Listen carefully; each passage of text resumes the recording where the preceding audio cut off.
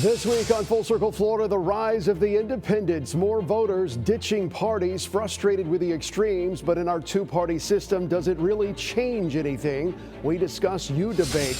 Tariffs, inflation, the Venezuela oil drama, your gas, your groceries, your wallet. Our expert brings it all home. And the big news of the week, from the ICE crackdowns to Lieutenant Governor Jay Collins jumping into the Florida governor's race. Plus, the legislative session kicks off. Affordability, property taxes, and the real implications for you. This week, a brand new Gallup poll dropped, and for the first time ever, a record 45% of Americans now say they're political independents, more than Republicans, more than Democrats combined. What's really behind the numbers? Voter burnout, the chaos we've seen play out of the headlines. Here's my conversation with political science expert Dr. Bo Kabbalah. Oh, he is in. I just wanted to highlight something, an observation anecdotally that I noticed this week. I was listening to Joe Rogan, and I listen to everything, left, right, center, almost so much I can't even sort it out from week to week. Too much information, but I do that because it is part of my job. And he was talking to Senator Rand Paul about the pandemic and the vaccines and everything that we know now that we didn't know then, and how things were handled, and, you know, serious questions about, you know, was all that necessary when it came to some of the policies and the mandates. But the part that's getting quoted from that conversation was a couple hours long, which is what he tends to do. He goes in depth, is the part where he talks about ICE. And he mentions, you know, the Gestapo and ICE acting as if they're out of control. They're pulling over U.S. citizens. They're grabbing people. They're pulling them out of cars. And that's the part that's getting quoted in the media this week in the news cycle. But it struck me because, to me, that crystallizes where people are right now, that they can see two things that get tagged politically very differently, that maybe there were some mistakes made in how we handled the pandemic. You don't have to be a Republican or a Democrat or a liberal or conservative to see that. And then you can also disagree wholeheartedly with how ICE has been behaving in American cities and pulling women out of cars. And obviously what happened in Minnesota is so tragic. You can hold those two seemingly contradicting realities or political idealizations, if you will, in your head, and not have to identify as conservative or liberal, but just sort of a common sense view. And I'm just wondering, you know, is that where we are now, where it's just increasingly frustrating to live in a world where if you see things this way, that must mean you're all in on MAGA, or if you see things that way, that must mean you're a lefty leftist, to use words that you've seen. To me, that's got to be very frustrating for people, most of whom are right down the middle. Yes, absolutely. And, you know, I agree with bringing up Joe Rogan in this context. I think one thing that has made him so appealing and so enduring is he resists these partisan boxes. So he definitely critiqued the CDC during COVID, and people listened. And he's taken aback, I think, by some of the scenes that are coming out of Minneapolis and Minnesota. And so he did use very strong language in referring to Gestapo-like tactics. I agree. A lot of people who listen to Joe Rogan are hungering for either an alternative, something that neither one of the two parties is currently offering, or just creative solutions, whether we're talking about affordability, whether we're talking about our out of control budget deficit and debt. And so it's not unthinkable. Historically, we could go through some times when a third party, you know, did present a very strong showing. The frustration, I think, for voters is because of the primary system, these candidates have to align themselves far left or far right to appeal to their bases during the primaries. And so we're all sort of forced to pick ultimately of candidates that we don't necessarily agree on, maybe at least 50% of what they're saying, because it's really hard to get a third-party candidate on the ballot. The mechanics of that don't seem to be there. The mechanics aren't there. You're absolutely right. Legally, constitutionally, if you look at the setup of the Electoral College, if you look at the fact that we have, you know, single winner electoral districts, we don't have proportional representation. In my opinion, you're absolutely right. Legally, politically, we're set up to have a two-party structure. Gen Z, millennials, even Gen X, is my generation, overwhelmingly identify as independents. What does that say about the future of party loyalty in American politics? And does loyalty even factor into the equation, or is that a fairy tale? Because at the end of the day, who cares who you're loyal to? You're going to vote based on what the choices are in front of you. And a lot of times, or at least the last few cycles, I know a lot of people, just again, anecdotally, that held their nose and voted for one candidate or the other. Sure. No, and I'll agree with that. I appreciate that you're using that word loyalty, because I think whatever one thinks about him, President Trump, in my opinion, has sort of staved off or put on hold the emergence of this third party moment, because there's so many voters who remain loyal to him. And even if he's not advocating traditional Republican policies, voters stay loyal to him. But let me say, along the lines of the younger voter dynamic that you're mentioning, why I think the time might be especially ripe for a third party challenge is just because of the way the parties themselves have changed in the last 20 to 30 years. Political scientists distinguish typically between ideological and distributive parties. And, you know, for the longest time, throughout most of the 20th century, we had two big distributive parties. They were focused on channeling resources back from Washington, D.C. to the home district. When you have a distributive party like that, it can be large and diverse. And so, of course, you had very conservative Democrats in the mid-20th century. You had more liberal-leaning Democrats. As recently as the 1990s, you had a Republican like Christine Todd Whitman, who could be the head of the EPA. And so what's happened in the last 20 or 30 years is our parties have become less distributive and more ideologically defined, more ideologically sorted.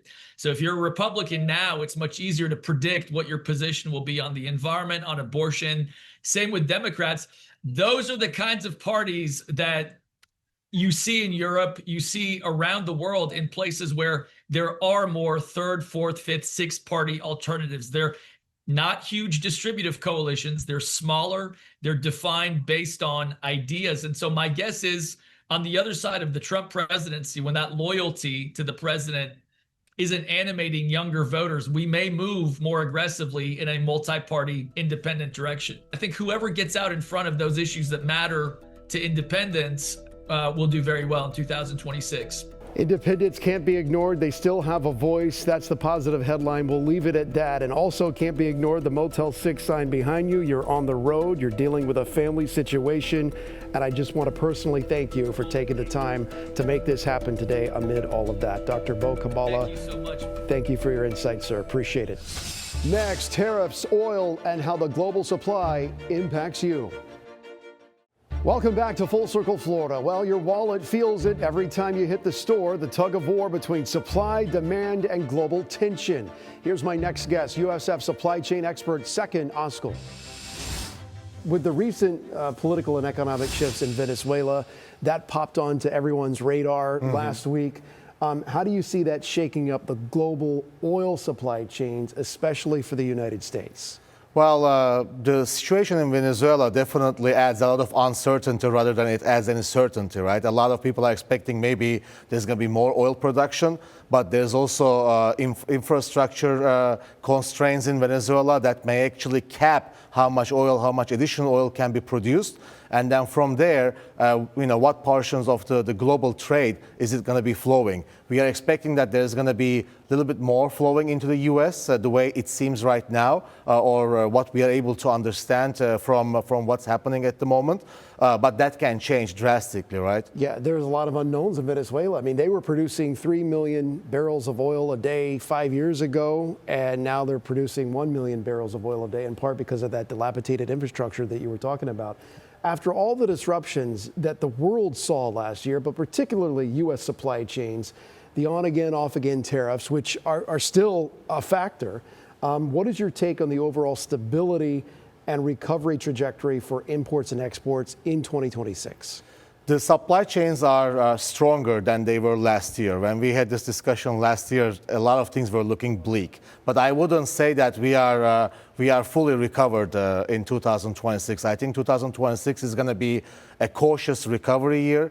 A lot of companies have learned a lot of lessons from 2025 and previous years.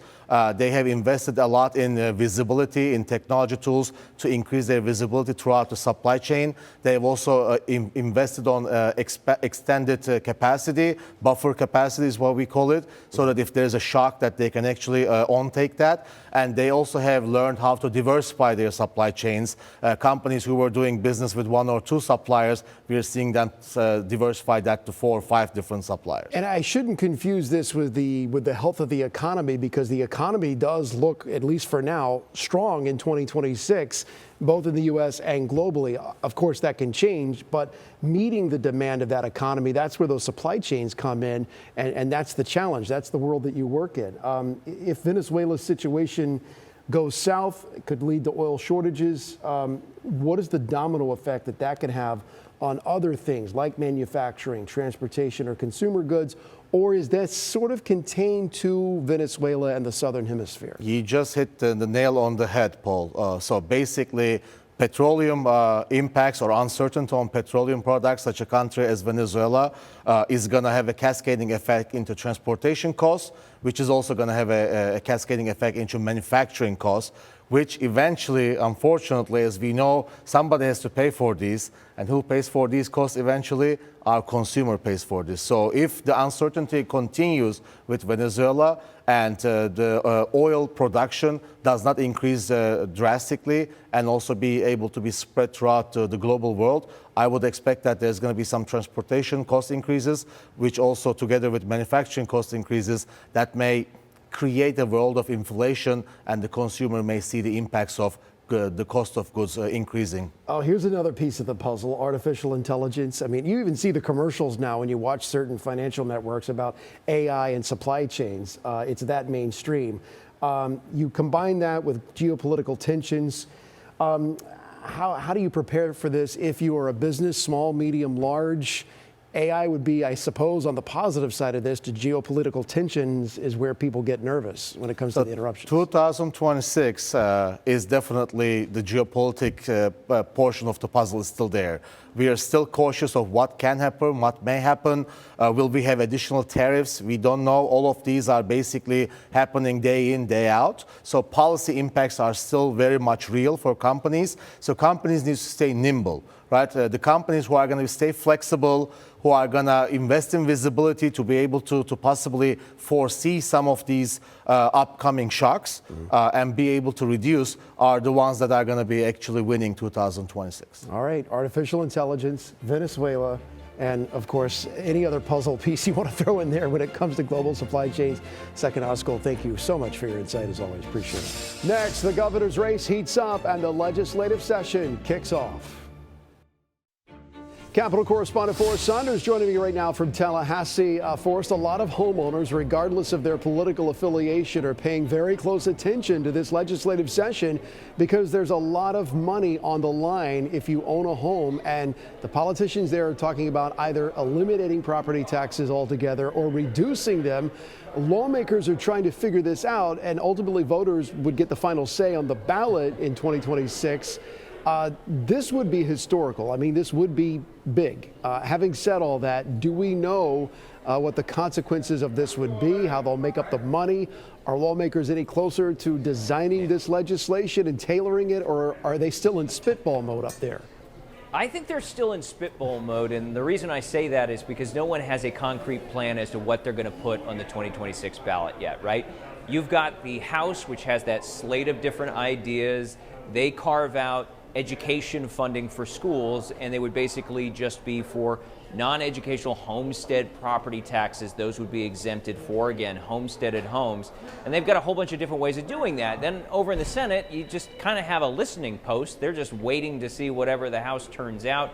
The governor wants to go further. He is saying no property tax for homesteaded homes here in Florida, but we don't have the specifics of that language. He's also suggested for rural counties and small towns that could be obliterated by this, they would backfill them.